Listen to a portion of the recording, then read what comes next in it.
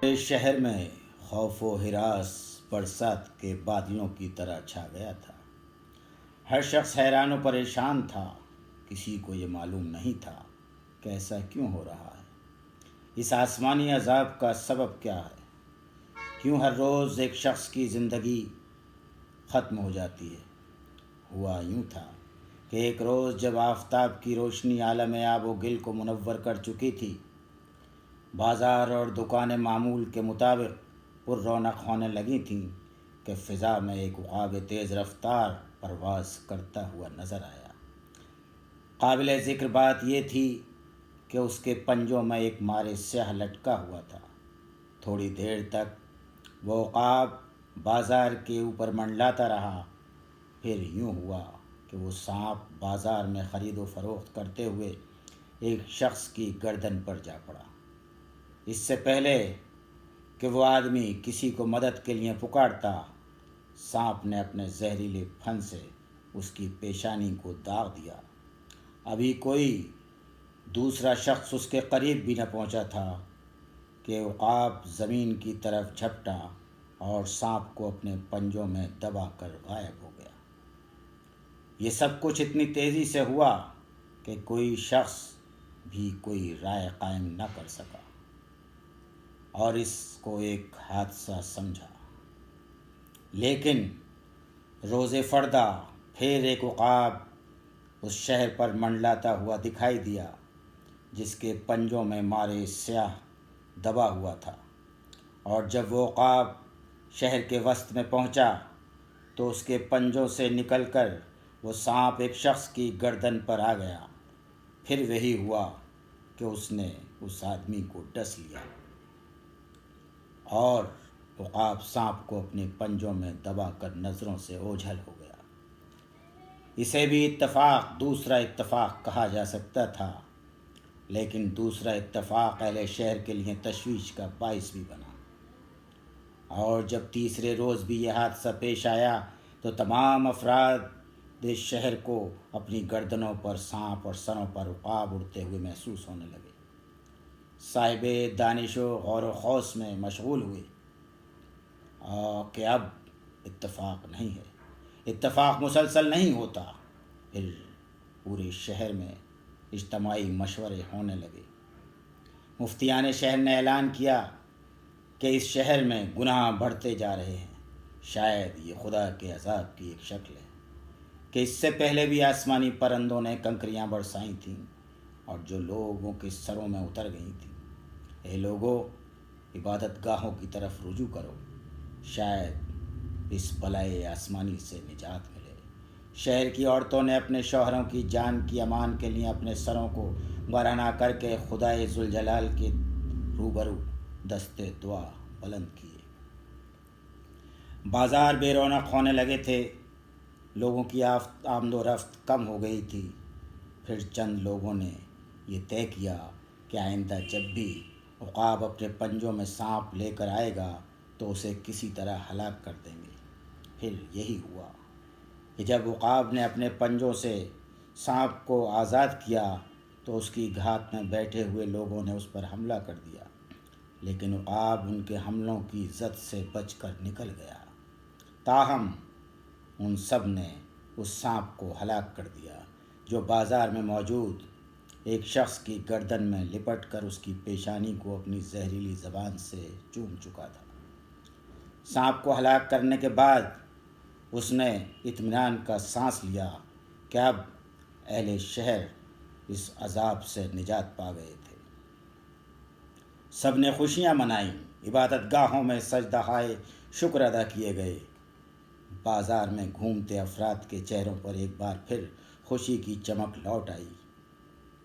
اگلی صبح بہت سکون رہا۔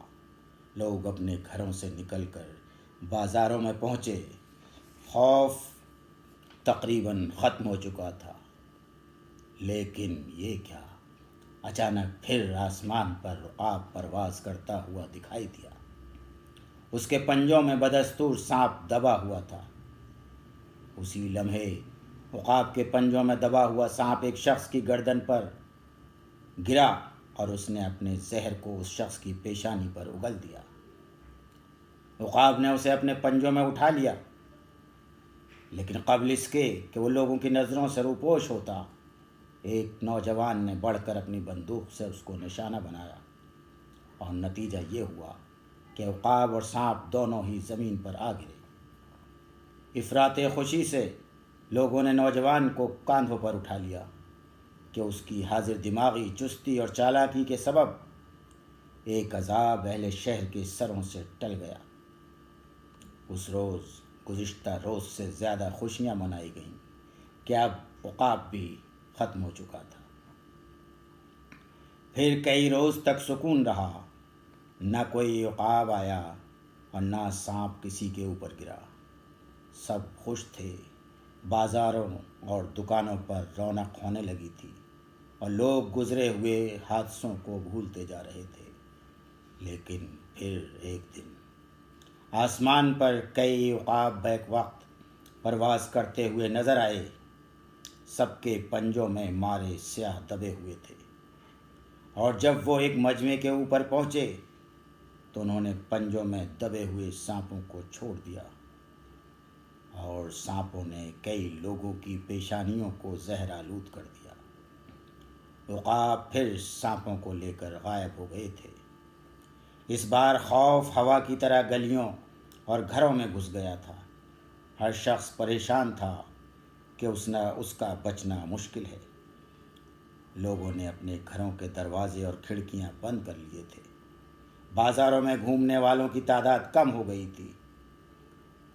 اس رات تمام اہل شہر ایک جگہ جمع ہوئے اور بہت دیر تک سوچتے رہے کہ اس عذاب سے نجات کا طریقہ کیا ہے۔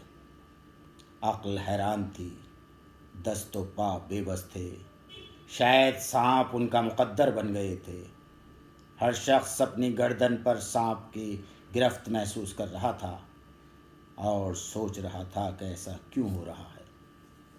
سانپ انہی کی گردنوں پر کیوں گرتے ہیں جن کے سروں پر اونچے مکانوں کی چھتیں نہیں ہوتیں، جن کو زندگی کا تمام سفر پیدل طے کرنا ہوتا ہے، جو موسموں کی تبدیلیوں کو اپنے جسموں پر برداشت کرتے ہیں۔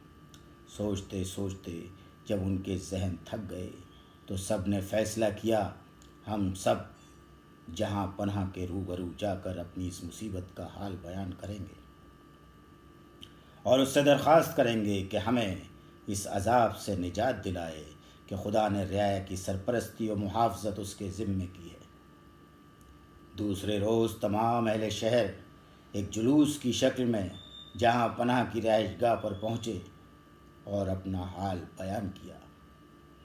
جہاں پناہ ان سے محبت اور شفقت سے پیش آئے اور کہا، ہم جانتے ہیں کہ ہماری رعایا ایک عذاب آسمانی میں گرفتار ہے۔ ہمیں نہیں معلوم کہ اس کے پیچھے کن لوگوں کا ہاتھ ہے اور ایسا کیوں ہو رہا ہے۔ تم سب ہماری اولاد کی طرح ہو، ہم تمہارے لیے فکر مند ہیں اور کوشش کریں گے کہ تم لوگوں کو جلد اس مصیبت سے نجات ملے۔ ہم نے اپنے وزیروں کی ایک جماعت کو اس کی تحقیقات کے لیے متعین کیا ہے۔ جہاں پناہ کی اس بات سے سب خوش ہوئے کہ وہ اسے اپنا ناخدا جانتے تھے۔ سب نے بیک زبان جہاں پناہ کے اقبال کی بلندی کا نعرہ لگایا اور دعائے خیر دی، پھر اپنے اپنے گھروں کو لوٹنے لگے۔ ابھی چند ہی قدم آگے بڑھے تھے کہ جہاں پناہ کے عالی شان محل کے چاروں دروازوں سے 4 بلند پرواز عقاب اپنے پنجوں میں سیاہ سانپوں کو دبائے ہوئے نکلے اور مجمع کے اوپر چھا گئے۔ آئی ہوئی رعایا نے عالم غیظ و غضب میں جہاں پناہ کی طرف دیکھا۔ وہ اب بھی کہہ رہا تھا، تم سب ہماری اولاد کی طرح ہو، ہم تمہارے لیے فکر مند ہیں۔